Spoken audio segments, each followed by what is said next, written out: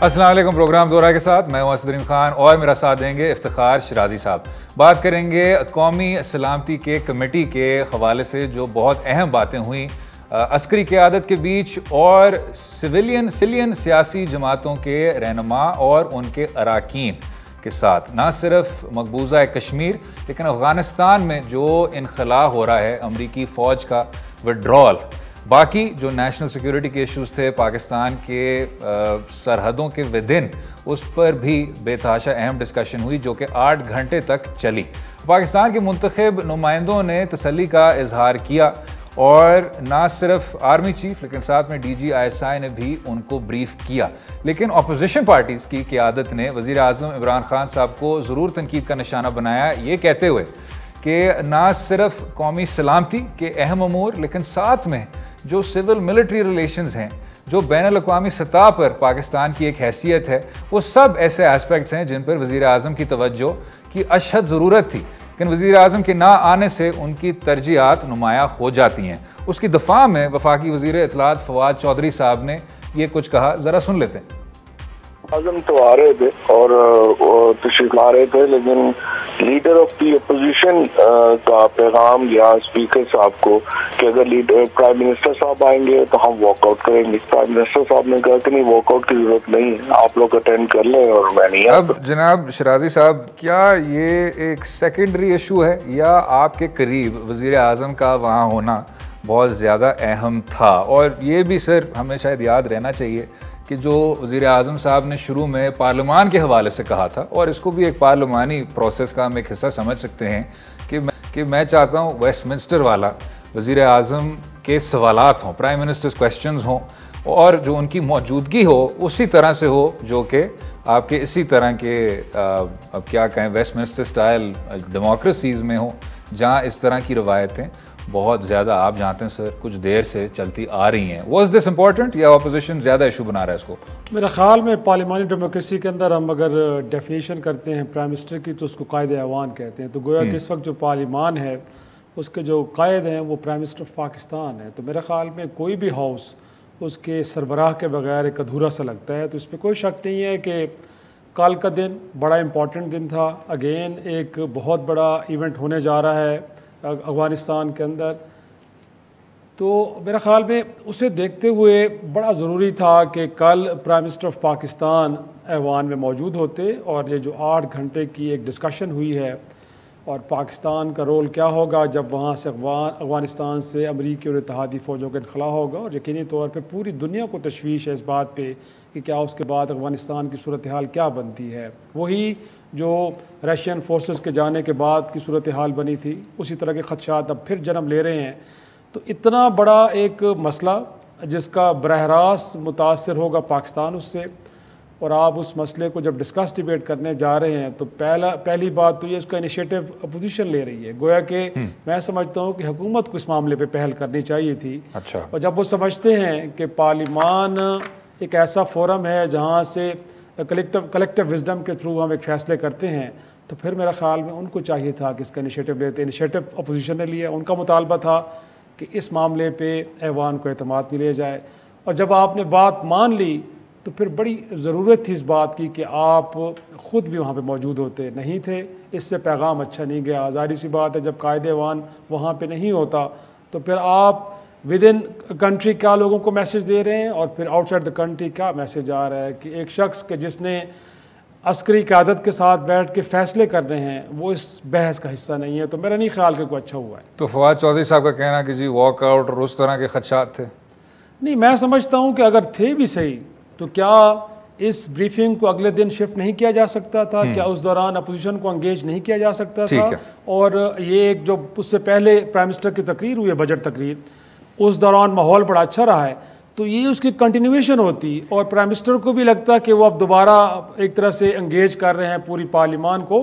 तो मेरे ख्याल में उन्हें चाहिए था कि अपोजिशन को भी समझाते कि एक अच्छा मौका है जिसमें हम चाहते हैं कि पूरा पार्लियामान इकट्ठा हो और साथ में प्राइम मिनिस्टर से भी कहा जाता कि वो भी रिलेक्टेंट ना हो अगर ये एक अपोजिशन की तरफ से एतराज़ आया भी है तो उनको अंगेज करके दूर भी किया जाए और आपको ज़रूर इसका हिस्सा बनना चाहिए। अच्छा, मैं शराजी साहब वज़ीर आज़म की तकरीर पे भी आना चाहूँगा थोड़ी देर में, लेकिन जो अगर हम बात करें उस सब्सटेंस की जो कि डिस्कस हुआ था, अफ़गानिस्तान के हवाले से अस्करी क़यादत का कहना था कि रियासत पाकिस्तान का एक बहुत मुस्बत किरदार है। लेकिन अगर आप बैनुल-अक़वामी सतह पर देखें, आज स्टेट डिपार्टमेंट ने पाकिस्तान को और तुर्की को काफ़ी एक वाहियात किस्म की एक फ़हरिस्त में शामिल किया। चाइल्ड सोल्जर्स उसका मौजू था, और यहाँ भी बहुत ज़्यादा हैरत थी। पाकिस्तान में बेतहाशा मसाइल हैं, चाइल्ड सोल्जर्स शराजी साहब उनमें शामिल नहीं हैं। और ये आप देखेंगे एक तसलसल है कि जब से जो बाइडन की इंतज़ामिया, अब उन्होंने ये ओहदा सब कुछ संभाला, तो पाकिस्तान पे एक प्रेशर डालने की कोशिश है,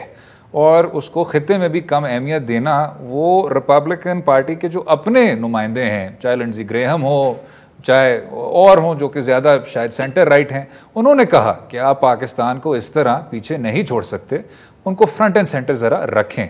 और ये जो शायद उससे भी अहम बात हुई है कि अशरफ गनी साहब, जो कि आप जानते हैं 2014 में अगर दोस्त थे, बाद में शायद हरीफ बन गए, अब दोस्ती की तरफ फिर से जा रहे हैं, शायद मजबूर हो गए। वो कह रहे हैं कि अमेरिका से कम पाकिस्तान का ज़्यादा किरदार है। उस पर मैं आपकी राय जानता हूँ, लेकिन with regards to Afghanistan sir, क्या अब अमेरिका को भी अब थोड़ा सा अब अपना रुख बदलना चाहिए? बदलना चाहिए मेरे ख़्याल में। एक तो इस बात का इदराक और वहाँ पे एहसास होना चाहिए कि पिछले 20 बरसों में पाकिस्तान की तरफ से जिस तरह की सपोर्ट और जिस तरह का हमने एक रोल प्ले किया है, उसे कई मौक़ों पे ख़ुद अमेरिका ने उसका एतराफ़ किया है। आपको याद होगा, इससे पहले की एडमिनिस्ट्रेशन हो या उससे पहले जितने भी ओबामा साहब से लेके बाद में जितने भी लोग आए हैं, उन सब ने इस बात को अप्रिशिएट किया है कि दहशतगर्दी के ख़िलाफ़ जंग में पाकिस्तान एक नॉन नेटो इत्तेहादी के तौर पे बड़ा इंपॉर्टेंट रोल प्ले किया है। फिर पाकिस्तान के अंदर ये स्टेटिस्टिक्स कहते हैं कि 70,000 लोगों ने अपनी जानें दी हैं। हमारी इकॉनमी को $100 अरब से ज़्यादा का नुकसान हुआ है। इस वक्त भी हमारी इकॉनमी एक तरह से ब्लीड कर रही है। तो मेरा ख़्याल में उसके बाद अगर आप समझते हैं कि कुछ मामलात पे पाकिस्तान आपकी डिक्टेशन नहीं ले रहा या आपकी डिमांड्स को पूरा नहीं कर रहा, तो उसके बाद इस तरह के इशूज़ को उठा के आप पाकिस्तान को प्रेशराइज़ करने की कोशिश करें, तो उससे तासुर तो फिर यही मिलता है कि बुनियादी तौर पे इस खित्ते के अंदर टर्म्स ऑफ रेफरेंस आप ख़ुद तय कर रहे हैं, और उसके अगेंस्ट जो भी जाएगा फिर वो आपका अगरचे माजी में इत्तेहादी भी रहा है तो उसके साथ ट्रीटमेंट अदरवाइज़ होगी। तो मेरा ख़्याल में यही वो चीज़ें हैं जिनको ले कर पाकिस्तान अब की बार बड़ी एक सोच विचार के साथ आगे बढ़ना चाह रहा है कि माजी में हमने बहुत आगे गए और एक तरह से हम एक फ्रंट लाइन पे खड़े हुए, लेकिन नतीजा ये निकला कि हम उस जंग को वहाँ पे ख़त्म करने के बजाय अपने घर तक लेके आए। तो अब मुझे नहीं लगता कि जिस तरह के टैक्टिक्स यूज़ किए जा रहे हैं अमेरिका की जानिब से और पाकिस्तान को मजबूर करने की कोशिश की जा रही है कि जो डिमांड्स वो अफगानिस्तान को लेके दे रहे हैं उनको पूरा किया जाए, मुझे नहीं लगता कि पूरा होगा। और अब चीज़ें बदल गई हैं, असद ये भी एहसास करना चाहिए। अब पाकिस्तान एक नई अलाइनमेंट में जा रहा है, तो अमेरिका को इस बात का भी एहसास होना चाहिए। क्या ये जो नई अलाइनमेंट है, आपने वज़ीर आज़म की बात सुनी होगी चीन के मुतालिक कि चीन ने एक मुतबादिल निज़ाम कायम किया है। अब हमारे शराजी साहब जो कुछ तरक्की पसंद हैं, एक ज़माने में चीन की तरफ देखते थे या रूस की तरफ देखते थे, लेकिन इस बयान को सुनने के बाद बहुत ज़्यादा उन्होंने गम व गुस्से का इजहार किया है कि अगर आपकी कुछ बुनियादी आज़ादियाँ वहाँ नहीं हैं लेकिन आपका सियासी निज़ाम बहुत ज़्यादा मुस्तहकम है, तो ये ट्रेड ऑफ एक आज़ाद जमहूरियत को नहीं करना चाहिए और वज़ीर आज़म साहब को ये बात इंडोर्स नहीं करनी चाहिए थी। इस पर आपका मुख्तसर कमेंट लेना चाहूँगा, फिर कश्मीर पर जाएंगे। मेरे ख्याल में शायद हम इकनॉमिक मॉडल की बात कर रहे हैं, हम किसी पोलिटिकल सिस्टम की बात नहीं कर रहे। तो मेरे ख्याल में अगर आप इस कॉन्टेक्स्ट में देखेंगे तो आपको ज़्यादा बुरा नहीं लगेगा। ज़ाहिर सी बात है वहाँ के सियासी निज़ाम को बाय नहीं कर रहे, वहाँ के माशी निज़ाम के साथ हम ज़रूर खड़े होना चाहते हैं। वो बाहर एक सक्सेसफुल मॉडल है और दुनिया में कई लोग उसको फॉलो कर रहे हैं, तो पाकिस्तान को भी फॉलो करने में कोई हर्ज नहीं है। ठीक, इसी पर वक्फा लेंगे, वक्फे के बाद गुफ्तगू जी और वज़ीर आज़म इमरान खान साहब की जो 30 जून की तकरीर थी कौमी असम्बली में, उसकी भी बात करेंगे। स्टे विद अस।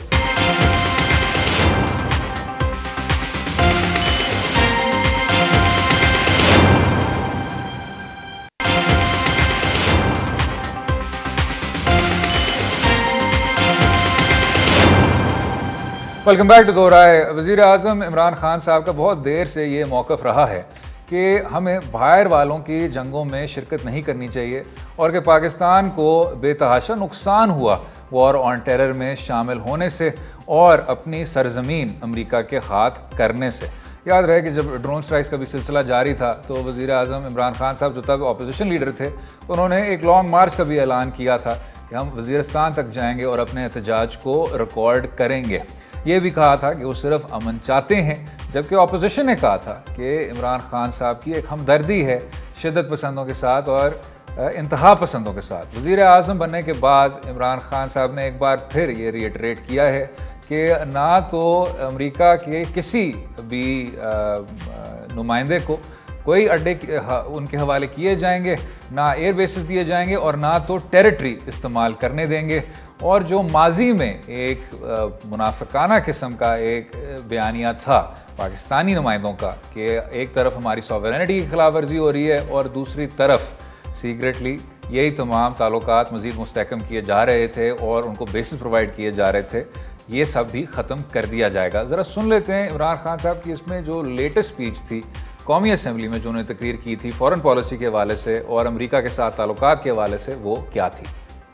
1000 लोग हमारे गए, $150 अरब हमने अपने मुल्क का नुकसान कर दिया। क्या उन्होंने हमारी तारीफ की? क्या उन्होंने एक्नॉलेज किया कि कितनी कुर्बानी दी है पाकिस्तान ने? कोई दुनिया में मुल्क है जिसने किसी और के लिए इतनी कुर्बानी दी हो? उन्होंने उल्टा बुरा भला कहा। उन्होंने कहा जी अफगानिस्तान में दोगली गेम खेल, अफगानिस्तान की जंग नहीं जीत रहे, वो भी हमारे पर डाल दी। यानी बजाय कि अप्रिशिएट करना, उल्टा पाकिस्तान को बुरा भला कहा गया। तो स्पीकर साहब, इससे हमने एक सबक सीखा, कभी इस कौम ने किसी के लिए किसी खौफ से हमने अपनी सॉवरेनिटी के ऊपर कॉम्प्रोमाइज नहीं करना। तो हम पार्टनर्स इन पीस तो अमेरिका के साथ हो सकते हैं और हमेशा रहेंगे, हम पार्टनर्स इन कॉन्फ्लिक्ट नहीं हो सकते।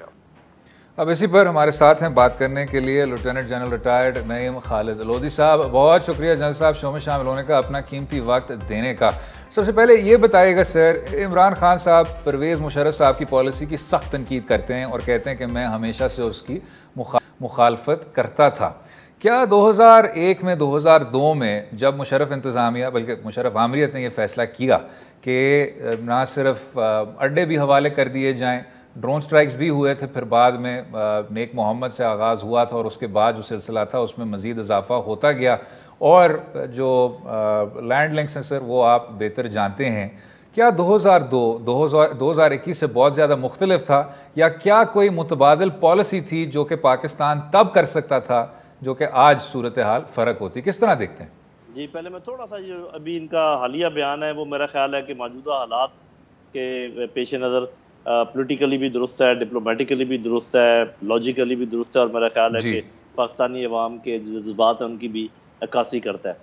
लेकिन ये कहना कि जो पिछले इक़दामात थे या जो फैसले किए गए थे वो गलत थे या सही थे, जो भी है, जब तक आप उस ज़माने के हालात ना समझ, फॉर एग्ज़ाम्पल ये जब ये फॉरेन फोर्सेस ने फैसला किया अफगानिस्तान में आने का, तो ये UN बैक्ड एक डिसीजन था, चाइना इसका हामी था, रूस इसका हामी था, सारे जो आपके मिडिल ईस्टर्न कंट्रीज़ हैं वो इसके हामी थे, पूरी दुनिया उसके पीछे थी।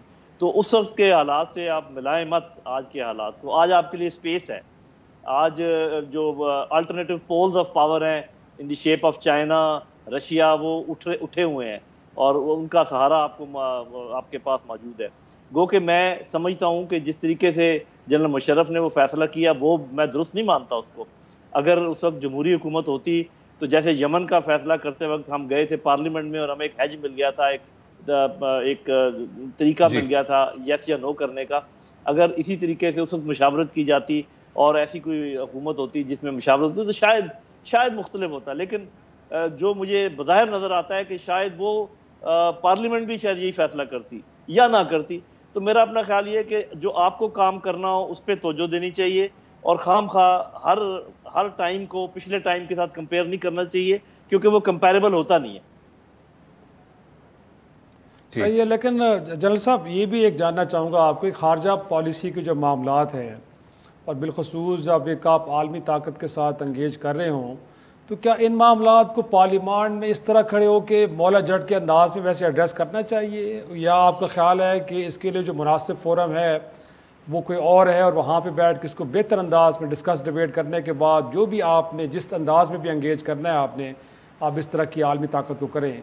और फिर साथ में आपको क्या लगता है कि जो मैसेज आज हमने वाशिंगटन को दिया है उसके बाद तो लगता ये है कि हम किसी और तरफ चले गए हैं और अमेरिका के साथ ताल्लुकात को हमने स्विच ऑफ कर दिया है, तो क्या पाकिस्तान इस पोजीशन में है कि हम अमेरिका के साथ ताल्लुकात को स्विच ऑफ करके और कहीं और चले जाएं, या बहरहाल हमें अमेरिका को एंगेज करना पड़ेगा और वो भी हमें करेगा, और ऐसा मुमकिन नहीं है जिस तरह खान साहब कह रहे हैं कि एक जवाब दे दिया कि जी हम किसी तरह कोई हिस्सा नहीं बनेंगे किसी जंग का।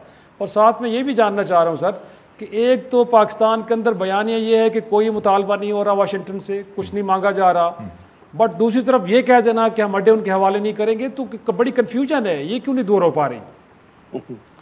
देखिए, एक छोटा सा शेर आपने कभी सुना होगा कि कुछ तो होते हैं मोहब्बत में जुनून के आसार, और कुछ लोग भी दीवाना बना देते हैं। तो मेरा ख्याल है कि कुछ तो प्राइम मिनिस्टर ने बात की है, कुछ अल्फाज इस्तेमाल किए हैं, कुछ हमारे मीडिया ने उसको मल्टीप्लाई भी किया है कि हमने सीना ठोंक कर ये बात की है और हमने उनको जवाब दे दिया है, जैसे भी है।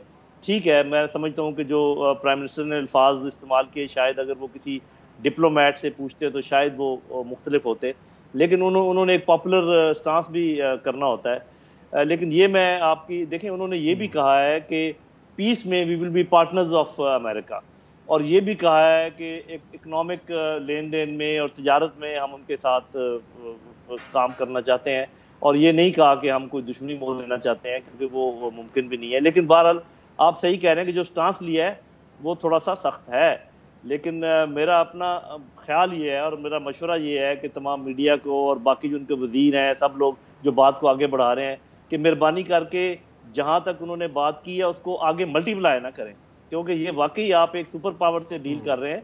तो सुपर पावर अभी भी है, ठीक है, अल्टरनेटिव पोल्स आ गए हैं, लेकिन अमेरिका के पास बहुत कुछ है, और हमें पता है कि वो जिस तरीके से हमारे ऊपर प्रेशर आएगा, FATF, IMF, world bank, middle eastern countries की तरफ से आएगा, ये जो आजकल अफगानिस्तान की तरफ से हमले हो रहे हैं उसी का शाखसाना है, ये इंशाल्लाह ख़त्म हो जाएंगे, जो ही कोई वहाँ गवर्नमेंट आएगी उनकी रेट कायम हो जाएगी।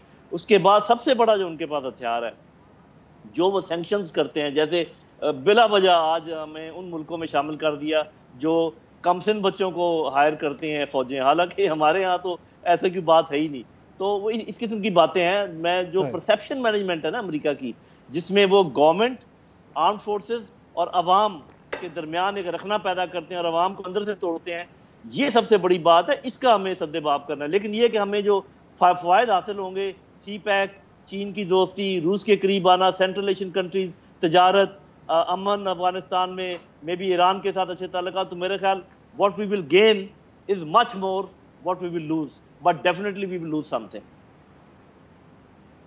अच्छा लोधी साहब, आपने देखा कि अफ़गानिस्तान में जो सूरत हाल है वो दिन ब दिन तब्दील हो रहा है, और जो ज़मीनी हक़ाइक़ हैं वो भी तब्दील हो रहे हैं। अफ़गान तालिबान के जो फ़ाइटर हैं वो ज़्यादा से ज़्यादा डिस्ट्रिक्ट्स को उन पर कब्ज़ा कर रहे हैं, और अफ़गान नेशनल आर्मी तितर बितर होती जा रही है, इस हद तक कि पाकिस्तान के नुमाइंदे हों, अमेरिका के नुमाइंदे हों, रूस, ईरान, जो दीगर ममालिक, उन्होंने भी हैरत का इजहार किया है कि वहाँ सिचुएशन कितनी ज़्यादा रैपिडली तब्दील कर रही है।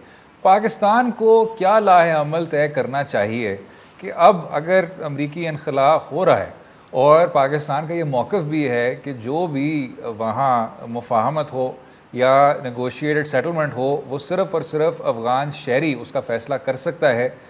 कोई मज़ीद चीज़ें हैं जो कि पाकिस्तान अपनी पॉलिसी में शामिल कर सकता है ताकि प्रोएक्टिव रहे, और जो 90 की दहाई की जो खाना जंगी है उस हद तक पाकिस्तान अपने आप को महफूज रख सके, और कोशिश ये भी करे कि अफ़गानिस्तान में इस तरह के सिविल वॉर के हालात ना हो और ख़ित्ता गैर मुस्तहकम ना हो।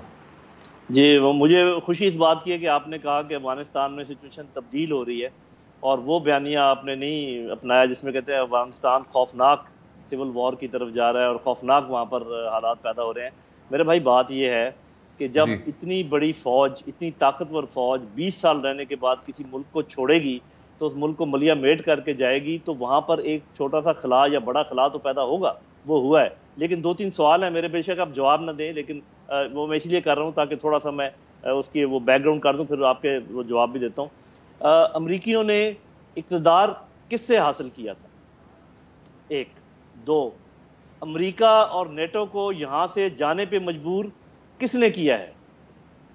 और अब अगर ये दोनों चीज़ों का सवाल हमें मालूम है तो फिर किसका हक बनता है इक़्तिदार पर? चलें ये तीनों को छोड़ दें, आप अपनी जगह पे रख दें। मैं समझता हूँ कि जो पाकिस्तान का प्रिंसिपल है, एक ये कि वी हैव नो फेवरेट्स, वो ठीक है, और दूसरा ये कि Afghan led Afghan owned solution बिल्कुल ठीक है, इस पे पाकिस्तान कायम रहे। लेकिन इसमें एक केवियट है, इसमें एक प्रॉब्लम है, सिर्फ पाकिस्तान अकेला अगर इस पे कायम रहे तो बात नहीं बनेगी। तो जो आप कह रहे हैं पाकिस्तान को क्या करना चाहिए, एक तो ये कि अपने इस मौक़िफ़ पर कायम रहना चाहिए और इस किस्म की कंडीशनल स्टेटमेंट नहीं देनी चाहिए कि अगर ये हुआ तो हम नहीं मानेंगे, अगर ये हुआ तो हम मानेंगे। भाई उनको करने दे, जब आपने कह दिया अफगान ओन्ड अफगान लेड, तो उनको करने दे जो वो करते हैं, और आप फैसला कर लेना कि आपने मानना या नहीं मानना। आप क्यों कंडीशंस लगा रहे हैं, जबकि दीवार पे लिखा हुआ है कि जो मेजर डिस्पेंसेशन है वो अफगान तालिबान की होगी, और फिर आप कहते हैं कि जी अगर वो आगे तो हम नहीं मानेंगे, जोरे बाजू से आगे तो हम नहीं मानेंगे। तो वो अभी तक जिस तरीके से वो बढ़ रहे हैं उसमें सारा जोरे बाजू नहीं है, वो नेगोशिएट भी कर रहे हैं और वो कह रहे हैं कि हम लोगों से बातचीत भी करेंगे। जरूरी अहम बात ये है जो मैं ऐड कर दूं कि जो इर्द गिर्द के बाकी नेबर्स हैं जैसे ईरान है, उनसे जरूर बात करें कि देखिए हम तो ये कह रहे हैं कि हम कोई उसमें इंटरफेरेंस नहीं करेंगे, मेहरबानी करके आप भी इससे दूर रहें, क्योंकि ये नहीं हो सकता कि अगर ईरान अंदर हाथ डाल दे और अमेरिका डाल दे और इंडिया डाल दे और पाकिस्तान फिर भी कहे कि जी हम तो कुछ नहीं करेंगे, बहुत मुश्किल हो जाएगा। तो चाइना, रशिया, ईरान, पाकिस्तान भी काम कर सकते हैं। जी दुरुस्त कह रहे हैं, लेकिन लोधी साहब आपकी बात को आगे बढ़ाते हुए ज़रूर ये बात दुरुस्त है तारीख में कि इक़्तिदार अमेरिका ने तालिबान से छीना, उसके बाद आज अगर शिकस्त भी हो रही है उन्हें तो भी तालिबान के हाथ हो रही है। लेकिन सर ये भी तो बहरहाल हकीकत है कि तालिबान ने अकेले तो अमेरिका को शिकस्त नहीं दी, उनके पास कोई इतनी बड़ी मिलिट्री ताकत तो नहीं थी कि इतनी बड़ी आलमी ताकत को उन्होंने अकेले शिकस्त दी। तो जाहिर सी बात है उनको भी तो कहीं से सपोर्ट आ रही थी, और फिर जब हमारी सरजमीन पे या कहीं और पे तालिबान रहनुमा मारे जाएंगे तो फिर हम कैसे इस सारे मामले से अपने आप को अलहदा तसव्वुर करें या ये तासुर दें कि हमारा या तो कोई कंट्रोल नहीं है या हम इस मामले में कोई किरदार अदा नहीं कर सकते। और साथ में सर आपको नहीं लगता कि पाकिस्तान इस सारे मामले में बिल्कुल एक मरकज़ी रोल में आ गया है, अगरचे ख़ित्ते में और ममालिक भी हैं जैसे आपने जिक्र किया ईरान का, या अब तो चीन भी सारे प्रोसेस का हिस्सा है, लगता है कि रूस भी कहीं ना कहीं इस प्रोसेस का हिस्सा है। तो हम कुछ ज़्यादा प्रोमिनेंट होने की कोशिश नहीं कर रहे गैर ज़रूरी तौर पे, हमें चाहिए कि एक रीजनल अप्रोच के साथ आगे बढ़ें, बजाय ये कि सारे मामले पे टर्म्स हम डिक्टेट करवाने की कोशिश कर रहे हैं अमेरिका को। अच्छा, मुझे नहीं पता कि आपको ये तासर कैसे मिला कि हम ज़्यादा प्रोमिनेंट होने की कोशिश कर रहे हैं। मेरा तो इसके बरक्स है जो मैंने अखज़ किया है नतीजा कि हम जितने प्रोमिनेंट हमें होना चाहिए था उतने हो नहीं रहे। और मैं आपको 2-3 मिसालें दे देता हूँ ताकि ये मैं साबित कर सकूँ जो मैं बात कह रहा हूँ। ये जितने मुज़ाकरात हुए हैं ये दोहा में क्यों हुए हैं, इस्लामाबाद में क्यों नहीं हुए? पहला सवाल। तो जिसका ये मतलब है कि पाकिस्तान बावजूद इसके कि बहुत ज़्यादा इसमें मुआवनत कर रहा था लेकिन फिर भी वो बहुत ज़्यादा इसका क्रेडिट लेने की कोशिश नहीं कर रहा था। आज जब हम कह रहे हैं कि हम किसी किस्म की ज़ोर ज़बरदस्ती नहीं मानेंगे तो ये क्यों कह रहे हैं? जैसे आपने कहा कि अगर हम उनकी मुआवनत करते रहे हैं जो कि टोटली दुरुस्त नहीं है, तो फिर ये इसका मतलब यहाँ भी हम अपने आप को थोड़ा सा पीछे कर रहे हैं। मैं पाकिस्तान की बात नहीं कर रहा, लेकिन रीजन के अंदर और भी ममालिक हैं सर। जी, और ममालिक हैं। मैं इस बात पर मैं आपका साथ दूंगा कि हमें ईरान को बहुत अहमियत देनी चाहिए और उनके साथ बात करनी चाहिए, उनके वज़ीर ख़ारजा को बुलाना चाहिए, हमारे वज़ीर ख़ारजा को आना जा। ये वो टाइम है जब से सबसे ज़्यादा हमारी आमदोरफ्त जो है ना ईरान के साथ होनी चाहिए थी, और चाइना में और रशिया में हमें तालिबान को ले जाकर वहाँ बातचीत करनी चाहिए। चाइना को बताएं कि तालिबान कहेंगे ETM की कोई हमायत नहीं करेंगे, रशिया को बताएं कि हम चेचन की कोई हमायत नहीं करेंगे, और पहले से एक मॉडल जो है उसको तरतीब दें। मैं समझता हूँ कि इसकी ज़रूरत है, आप दुरुस्त कह रहे हैं। ठीक, lieutenant general retired Naeem Khalid Lodhi साहब, बहुत शुक्रिया शो में शामिल अपना कीमती वक्त हमें देने का। इसी पर वक्फा लेंगे, वक्फे के बाद गुफ्तगू जारी रहेगी, रहिएगा हमारे साथ।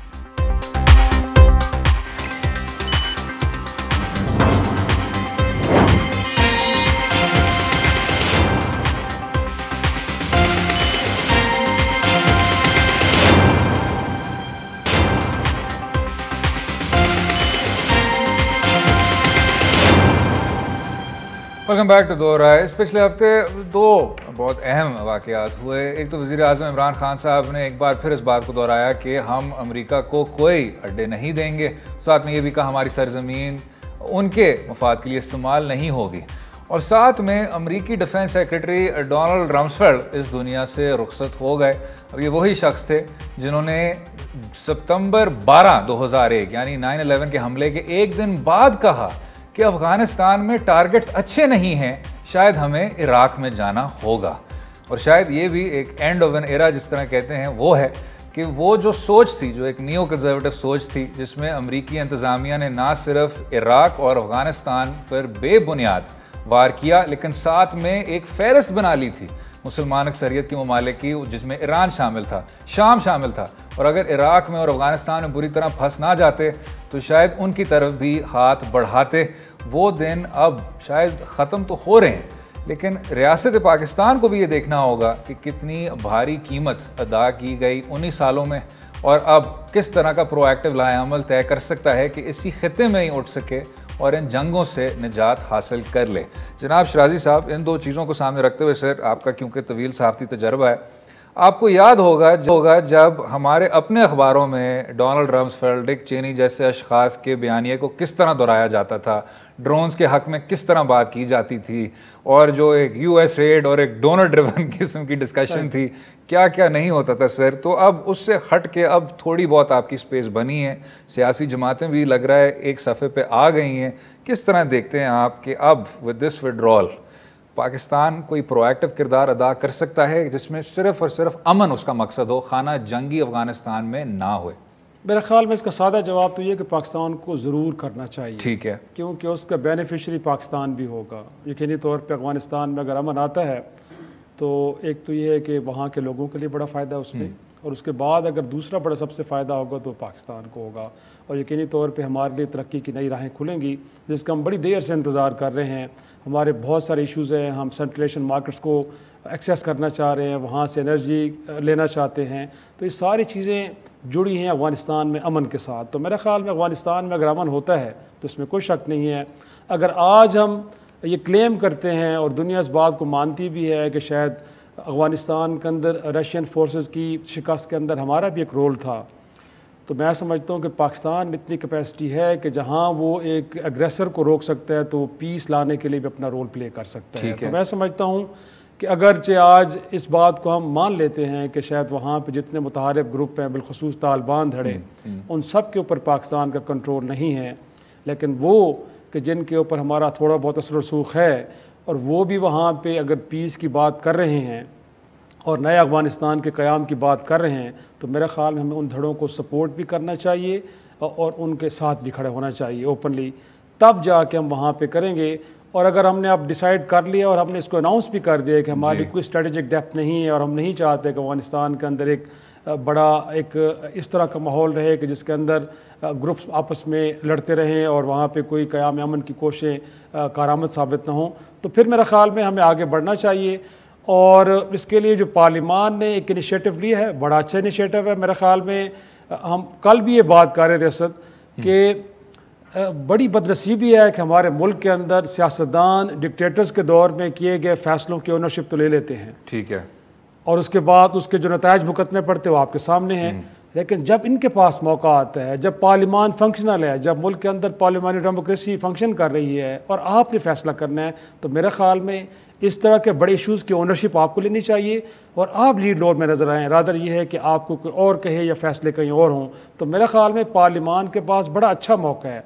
अभी भी सितंबर थोड़ा सा दूर है, काफ़ी चीज़ें उनको डिस्कस डिबेट करके तो हम अपने फ़ैसलों को रिविज़िट कर सकते हैं। अगर हमने कोई फ़ैसले कर भी लिए हैं तो पार्लिमान अब लग ये रहा है कि एक और सेशन भी होगा जिसके अंदर फिर डेलिब्रेशंस होंगी, और उसके बाद अगर कोई हमने फ़ैसला कर लिया है उसको ज़रूर रिविज़िट करना चाहिए और बेस्ट वे में हमें अफ़गानिस्तान के मामले को लेके चलना चाहिए। और साथ में जैसे हमने लोधी साहब से भी कह रहे थे, मेरा ख़्याल है कि पाकिस्तान ज़रूर लीडिंग रोल में हो, लेकिन जो रीजन के और ममालिक हैं हमें उन्हें भी एंगेज करके उनकी राय को भी सुन के आगे बढ़ना चाहिए, ताकि ओनरशिप एक रीजन लेवल पे हो, ताकि अमेरिका को भी मैसेज जाए कि पाकिस्तान अकेला नहीं खड़ा, रीजन के दीगर ममालिक मिल के उन्होंने एक स्ट्रेटजी बनाई है। तो मेरे ख्याल में जो डिप्लोमेटिक प्रेशर हम पे आ रहा है वो भी थोड़ा सा कम हो जाएगा। शराजी साहब ने बिल्कुल दुरुस्त बात की। इन्हीं अमूर पर पार्लिमान ने बहुत बड़े फैसले भी किए हैं।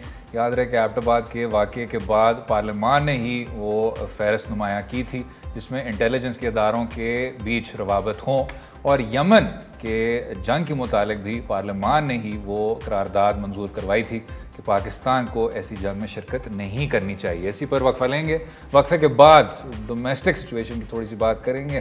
जो लोड शेडिंग का एक वाज़ेह बहरान है, उस पर रहिएगा हमारे साथ।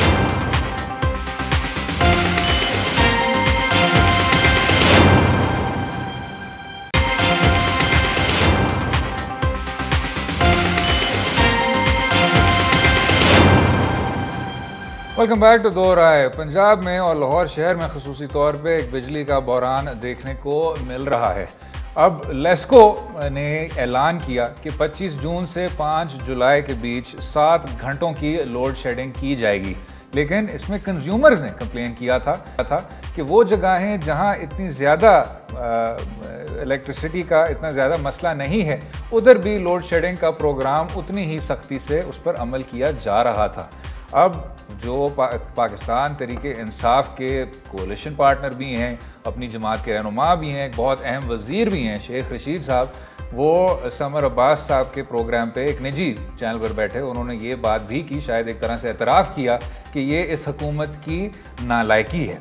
तो अगर पीटीआई के अपने वफाकी वज़ीर साहब यही फरमा रहे हैं, पीटीआई कोalition गवर्नमेंट के अपने वफाकी वज़ीर ये बात कर रहे हैं, तो ज़रा सुन लेते हैं मुस्लिम लीग नवाज़ के शायद खान अब्बासी साहब आज़म, उनका क्या कहना था। आज क्यों गैस के प्लांट बंद हैं? आज क्यों मुल्क में लोड शेडिंग हो रही है? आज क्यों महंगी बिजली बनाई जा रही है? ये आपकी नाअहली है। और बात नाअहली से बात करप्शन पे जाती है। एक एक फर्नेस ऑयल के जहाज पर 1-1 अरब रुपया कमीशन दी जाती है। मैं वजीर रहा उस महकमे में, सब मैं जानता हूं कि कौन पैसे लेता और किसको देता है। आज एलएनजी की शॉर्टेज क्रिएट करके, एलएनजी ऑर्डर ना करके, उसकी प्लानिंग ना करके, शॉर्टेज क्रिएट करके आज महंगा फर्नेस ऑयल खरीदा जा रहा है। 20% ज़्यादा पैसे अदा करके आज मुल्क में फर्नेस ऑयल इंपोर्ट कर रहे हैं, और इंपोर्ट इसलिए कर रहे हैं कि एलएनजी की प्लानिंग नहीं की।